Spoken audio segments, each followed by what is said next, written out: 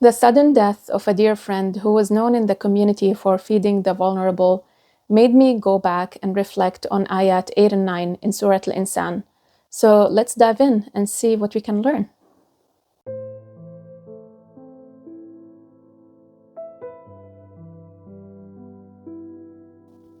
Assalamu alaikum. Welcome to Reflect with Hiba.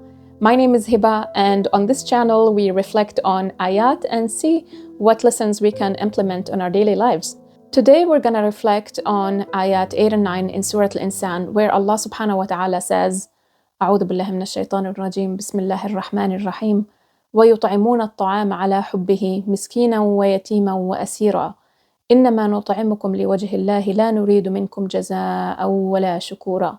Which means, and they give food in spite of love for it to the needy, the orphan, and the captive, saying, we only feed you for the sake of Allah.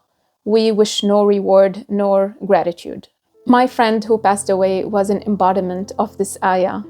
When she was still in high school, she started a charity from her home, making food herself and feeding the vulnerable in the community. And years later, the charity flourished and was able to touch and impact the lives of many, many, many people. And when I reflected on this ayah, I was amazed of how much it aligns our lives with values like gratitude, selflessness, inclusivity, in ways that are so applicable in our daily lives. The ayah says that those people give food, and we can extend it to even money, in spite of love for it. And this teaches us to give from what we love, something of high quality. This honestly reminds me of an incident that happened to me when I was in university in Jordan. I was walking with a friend. We went into our favorite takeout restaurant. She bought a very delicious meal, and she was so excited to go back to her dorm and enjoy it after a long day at school. And on our way back, she noticed a sanitary guy. And without hesitation, she gave him the food that she was just about to go and enjoy.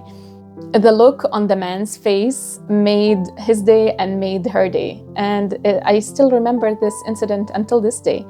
And my friend who passed away, she was exactly like this. She gave from what she loved, from her time, her energy, her money, and I will take this with me to the rest of my life.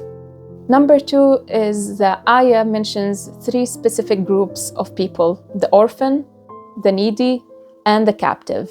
And this alone teaches us the importance of inclusivity. And think about people who we might feel distant from. It's so easy these days to give food to a food bank, or donate money to a food bank, or maybe volunteer at a soup kitchen, or help provide meals for low-income families. Number 2, the orphan. Specifically at these times where war is going on in so many countries, kids are left orphaned. It's so important to support and sponsor orphans. There are so many programs to choose from, whether you live in America, Canada, the UK, whatever. Alhamdulillah, the khair is everywhere. And you never know, one orphan you sponsor can grow up to be somebody who brings good to this world. Years ago, I learned about an opportunity to sponsor an orphan, and I said to myself, I'm gonna do it, I'm gonna keep it a secret, I don't want anyone to know about it. My mom knew, but I told her not to tell anyone. And it went on for, I think, maybe 2 years or 3 years, I can't remember exactly. And my mom kept pushing me to let other family members know because they might want to do the same thing. I resisted it in the beginning because, as this ayah and other ayat say, that we shouldn't be boastful about our charity, but mom kept insisting and I gave in. And alhamdulillah, 7 or 8 family members joined the program, and they were able to sponsor 8 orphans, which I would say is a literal manifestation of the ripple effect. Alhamdulillah. The third category is the captive. And in modern day, the captive could be translated to refugees, and there are so many of them, or people who are trapped in systematic hardships, which could be emotional or even economic. We can support people who are trapped in cycles of poverty, in addiction, or even in debt. And there are great organizations out there to choose from. I myself joined Kiva about maybe 10 years ago or so. And to anyone who doesn't know Kiva, Kiva is a charity that provides microloans to entrepreneurs in struggling communities.